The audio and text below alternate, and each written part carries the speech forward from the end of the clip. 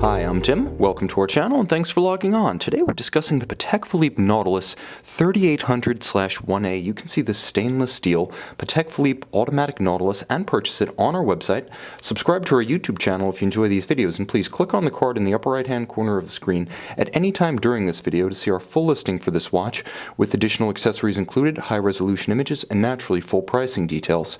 On my wrist, 6 1/3 inches, 16 centimeters in circumference, you can see that this watch is decidedly mid-size relative to what was known as the Jumbo, the 3700. The watch is across the broad of its case, that is across its wings, a 37.5 millimeter span. Now, if you were to measure a diagonal, for instance, 7 o'clock to, let's say, 2 o'clock, you would get a measurement of approximately 35.5 millimeters.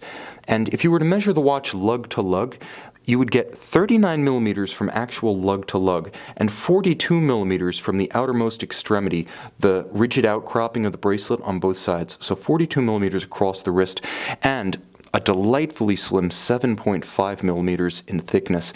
This is a watch that's part of a family that debuted in 1981, only a few years, 5 years to be specific, after the debut of the original Gerald Genta reference 3700, and this was considered to be the mid-size, the formal Patek Philippe Nautilus, a one for traditionalists, one for the man who liked the Nautilus design but preferred traditional Patek Philippe dress watch sizes of 33 to 36 millimeters, and the watch plays that role perfectly, alternately sporting, but at the same time with a white metal, black dial, gorgeous leaf hands, stylized Roman numerals, and a railroad track for seconds and minutes, formal enough to wear with any upscale attire. Now, the watch is also remarkably slim, so there is not a dress cuff or tight sleeve in creation that cannot clear this watch. It's also fitted with the same standard of metallurgy, case, bracelet, bezel, and clasp.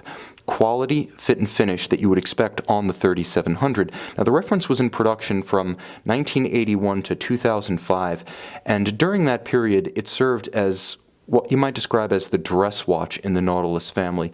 You can see that it does feature a high-grade double deployant, and when closed, it is very secure with a clamshell featuring Calatrava Cross logo to keep it closed. Very secure, also low in profile for you desk divers who tend to savage your bracelets on your desk or drawers. This one's low enough in profile that it can avoid most knocks. Now, you'll note something interesting about the caseback. It is monoblock, so just like the original 3700, this watch uses the original Gerald Genta patented and more expensive to manufacture front loader architecture, whereby the dial, the movement, everything that goes into the case goes in underneath the bezel, with the wings actually serving as attachment points to hold the top of the watch down to endow the watch with its water resistance. Again, this is something that was lost after 2006 with subsequent multi-piece cases, so this is the original Nautilus construction method as envisioned and patented by Genta.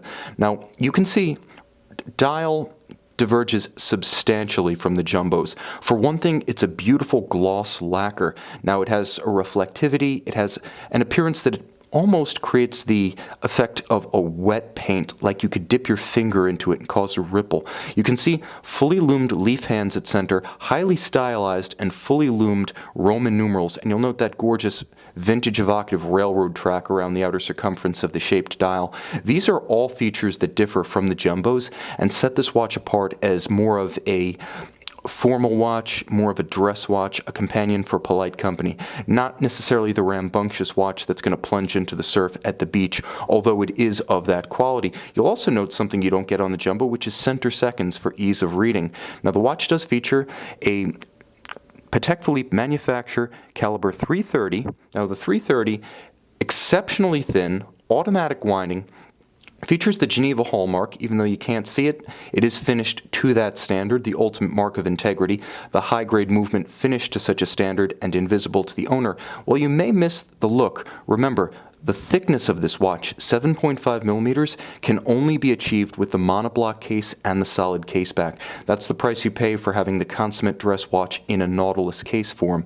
Now, you can see the metallurgy external to the dial is all to the standard you would expect on the old 3700. Alternately brushed and polished, the watch is like a gem glittering with the contrast of polish and satin finishes. Everything, right down to the gorgeous shoulder bevel of the bracelet, is intact and correct to the model.